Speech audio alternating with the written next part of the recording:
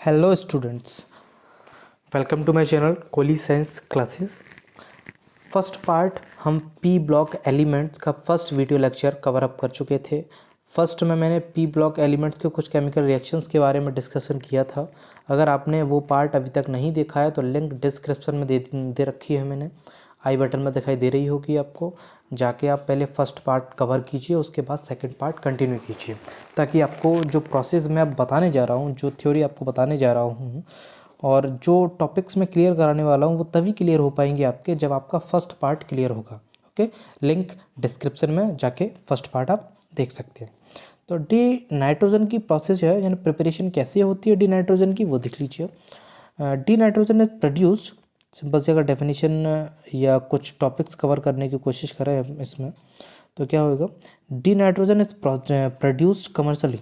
D nitrogen produce कब होता है, जब अमोनियम यानी डाई नाइट्रोजन कब प्रोड्यूस होता है, जब अमोनियम क्लोराइड की रिएक्शन NaNO2 अमोनियम क्लोराइड की रिएक्शन NaNO2 से कराई जाती है, सोडियम नाइट्रेट से कराई जाती है, तब आपका डाई नाइट्रोजन अलग निकलता है, वाटर अलग निकलता है और salt in the aqua solution अलग निकल के आता है आपका।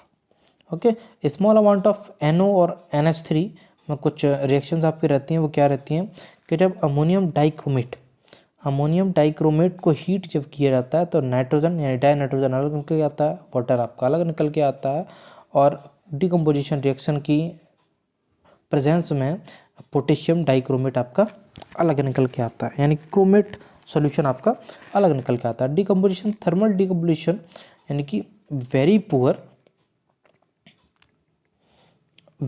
Pure nitrogen can be obtained. Pure nitrogen कब ऑब्टेन कर सकते हैं, जब थर्मल डिकम्पोजिशन की जाए किसकी, सोडियम और वेरियम एजाइड की। वेरियम एजाइड की जब थर्मल रिएक्शन की जाती है तब आपका प्योर नाइट्रोजन हमें प्राप्त होता है, प्योर नाइट्रोजन हमें प्राप्त होता है। नेक्स्ट देखिए, प्रॉपर्टीज़ कुछ है, प्रॉपर्टीज़ में कुछ नहीं, सिंपल सा है कि रिएक्शंस पूछ लेता है आपसे कि लिथियम के नाइट्रोजन रिएक्शन कराएंगे तो क्या मिलेगा, मैग्नीशियम के नाइट्रोजन के साथ रिएक्शन कराएंगे तब क्या मिलेगा। यानी die nitrogen is a colourless odourless. जो डाई नाइट्रोजन है वो कलरलेस होता है, ऑर्डरलेस होता है, टेस्टलेस होता है, नॉन टॉक्सिक गैस होता है। आपको जो रहते हैं, nitrogen atom has 2 stable isotopes, 2 stable isotopes रहते हैं उसके, N14 and N15। It is a very low solubility in water, सबसे कम सॉल्युबिलिटी इन वाटर है, वाटर में आसानी से घोल प्रेजेंट नहीं हो पाता। 23.2 सेंटीमीटर क्यूब पर लीटर ऑफ वाटर एट। इतने लीटर ऑफ वाटर को जब आप एक बार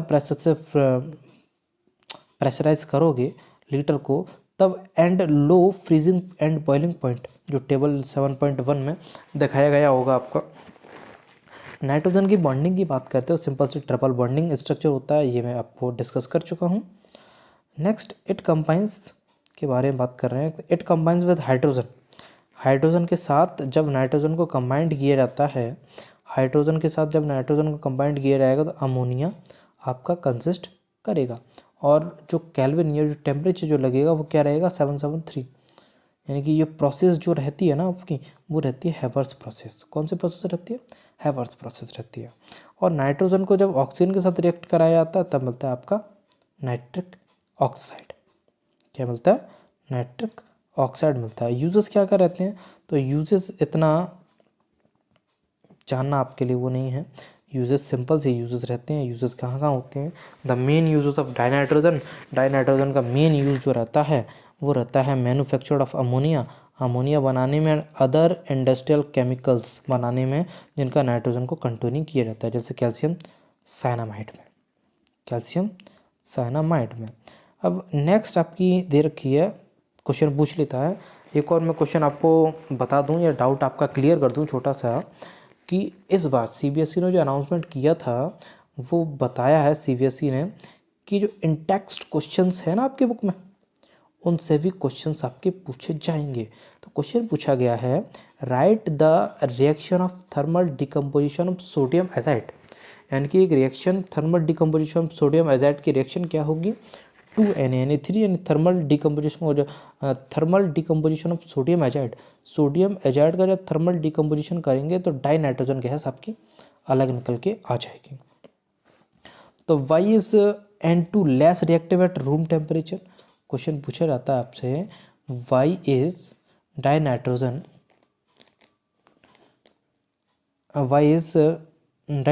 less reactive at room temperature, less reactive in room temperature.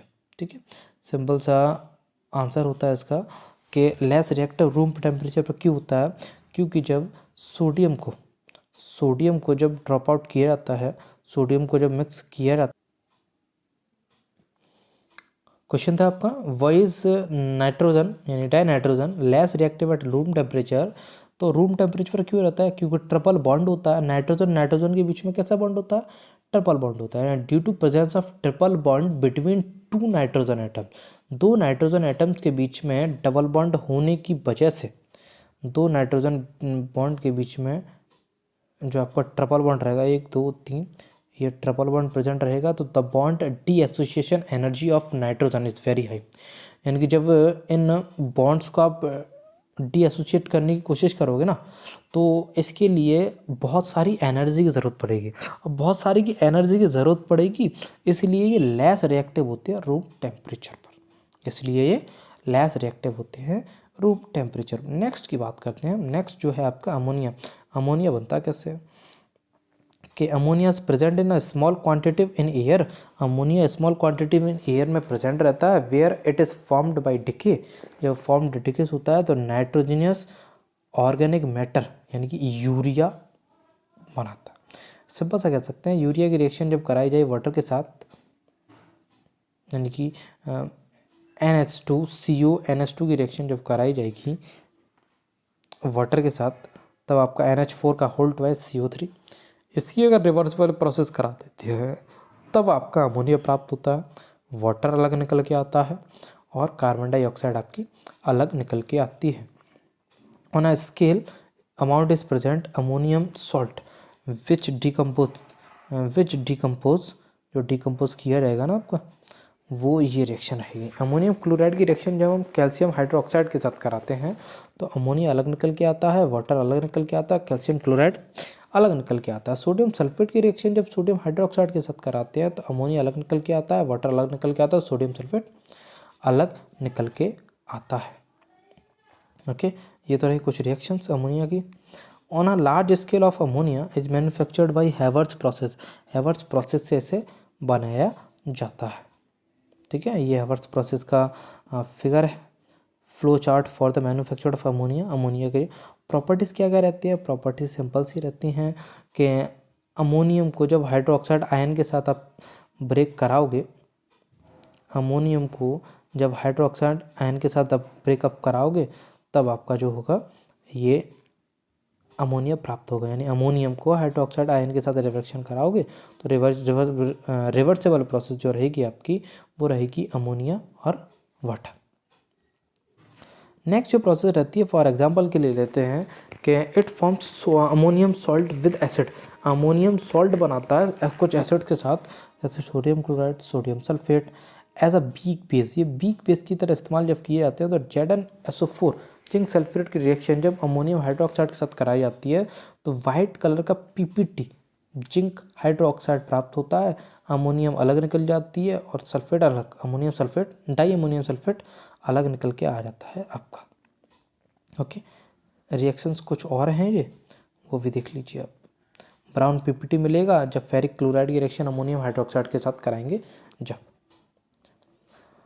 Copper के केस में ये कुछ अलग रहता है, यानी कॉपर और सिल्वर के केस में कुछ अलग रहता है। Copper aqua solution blue, ammonia से रिएक्शन जब कराएंगे तो डीप ब्लू कलर निकल के आएगा। कैसा निकल के आएगा, डीप ब्लू कलर। और कलरलेस आपकी सिल्वर होती है, सिल्वर रिएक्शन जब क्लोरीन के साथ कराएंगे तो वाइट कलर का PPT प्रेजेंट रहेगा, और उसी वाइट कलर के PPT उसको अमोनिया के साथ मिलाया जाएगा तो कलरलेस सोल्यूशन मिलकर तैयार हो जाएगा। Okay, question number 7 example number 7.4, why does NH3 act as a Lewis base. QNH3 Lewis effect पर एक्ट करती है, क्योंकि nitrogen atom in ammonia, nitrogen के एटम होते हैं अमोनिया में एज वन लोन पेयर, एक लोन पेयर रहता है। अब कैसे रहेगा लोन पेयर? नाइट्रोजन की बैलेंसी हम जानते हैं, नाइट्रोजन की जो बैलेंसी रहती है ना, वो कितनी रहती है आपकी? वो रहती है लास्ट सेल नंबर में 5 रहते हैं, 5 रहते हैं, वैसे 7 होते हैं। इलेक्ट्रॉन कन्फिग्रेशन करते हैं तो 2,5, लास्ट में 5। तो अमोनिया के साथ कितने? 4 हाइड्रोजन जुड़े। हाइड्रोजन इसके साथ बैलेंस अपनी पूरी करेगा, 2 इसके, 2 इसके, 2 इसके, और 2 इलेक्ट्रॉन जो बचेंगे, जो किसी शेयरिंग में हिस्सा नहीं लेंगे, वही बनाएंगे लोन पेयर। क्या बनाएंगे? वही लोन पेयर आपका कंडक्ट कराएंगे। ओके, नेक्स्ट बढ़े होंगे।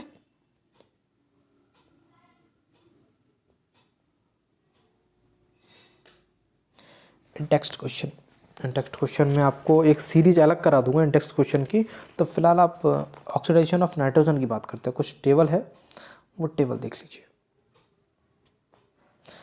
कि डाई नाइट्रोजन ऑक्साइड फॉर्मूला जो रहेगा, ऑक्सीडेशन ऑफ स्टेट्स +1 +2। रिएक्शंस कुछ दे रखे, common method of preparation. Common method of preparation क्या रहेगा? कलरलेस गैस बन के आएगी न्यूट्रल में, कलरलेस गैस बन के आएगी न्यूट्रल में। ओके, ये कुछ प्रोसेस हैं, वो आपकी बुक में दे रखे होंगे, वो आप देख सकते हैं। Resonance structure, resonance structure N2 का रेजोनेंस स्ट्रक्चर बन के आएगा, वो ऐसा कुछ बनेगा। 2 लोन पेयर निकल जाएंगे, डबल बॉन्ड के साथ शेयरिंग करेगा। बॉन्ड पैरामीटर जो निकल के आएंगे ना, बॉन्ड पैरामीटर में बात करते हैं बॉन्ड लेंथ की। नाइट्रोजन के बीच में जो बॉन्ड लेंथ रहती है, वो रहती है आपकी 113 पिकोमीटर, और नाइट्रोजन और ऑक्सीजन के बीच में जो बॉन्ड लेंथ रहती है, वो रहती है 119 पिकोमीटर। और स्ट्रक्चर कैसा बन के आता है? इसका लीनियर स्ट्रक्चर बन के आता है। कैसा स्ट्रक्चर बन के आता है? लीनियर स्ट्रक्चर इसका बन के आता है। नाइट्रिक एसिड की प्रिपरेशन कैसे रहती है? जब NaNO3 की रिएक्शन कराई जाती है सल्फ्यूरिक एसिड के साथ, तब बनता है आपका सोडियम बाइकार्बोनेट और HNO3 या नाइट्रिक एसिड आपका अलग मिलकर तैयार हो जाता है। नेक्स्ट, कैटालाइज रिएक्शन, यानी कि जब अमोनियम की रिएक्शन कराई जाए in the presence of from air से जब कराई जाती है, कुछ रीएजेंट लिए जाते हैं, कैटालाइस्ट लिए जाते हैं, तब आपका नाइट्रोजन ऑक्साइड और वाटर आपका अलग निकल कर आता है।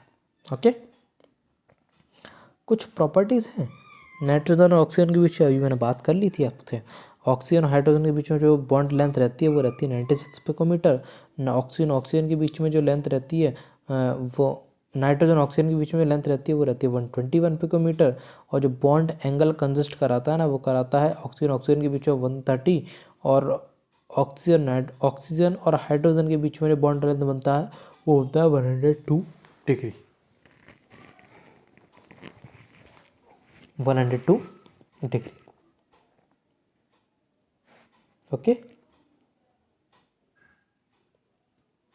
ये कुछ रिएक्शंस दे रखी हैं आपकी। I2C-H8P4 रिएक्शन जब कराई जाएंगी नाइट्रिक एसिड के साथ, तो मिलेगा 2HiO3 CO2। नीचे रिएक्शंस आपकी दे रखी हैं कुछ, ये रिएक्शंस आप स्क्रीनशॉट भी ले सकते हैं। ब्राउन रिंग टेस्ट जो हम लैब में करके देखते हैं, होता क्या है ब्राउन रिंग टेस्ट में? जब अमोनियम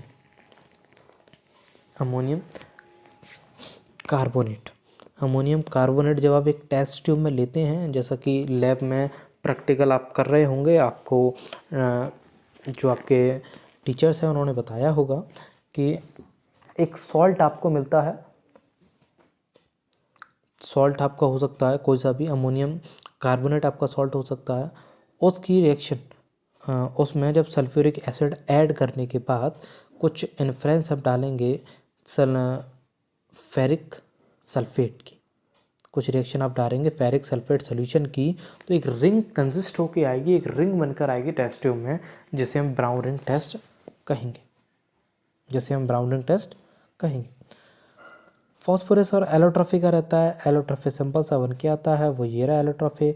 वाइट फॉस्फोरस का क्या रहेगा एलोट्रॉफी, वो ये है। कंटेंट जो करेगा रेड फॉस्फोरस, ठीक है, ये फिगर आप देख लेना, वाइट फॉस्फोरस और रेड फॉस्फोरस के।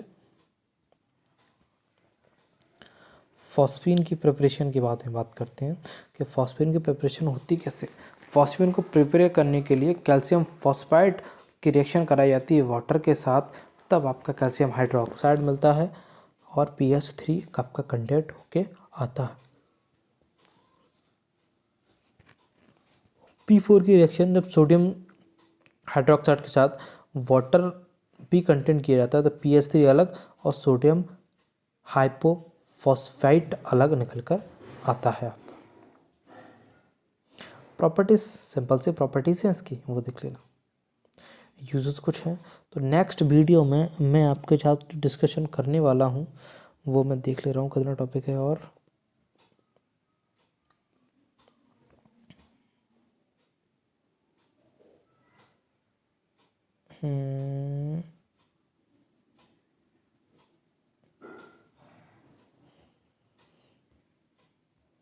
बाकी तो हम कवर कर चुके हैं ना। ये फॉस्फीन रह जाएगा भाई आपका, फॉस्फोरस आपका कंटेन कर चुके हैं हम, फॉस्फीन रह जाएगा।